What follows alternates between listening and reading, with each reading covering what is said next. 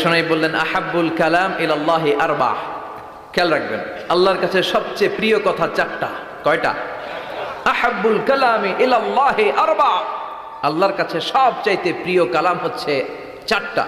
লা ইয়াদুররুকা বিআইয়িহিন্না বাদাআতা।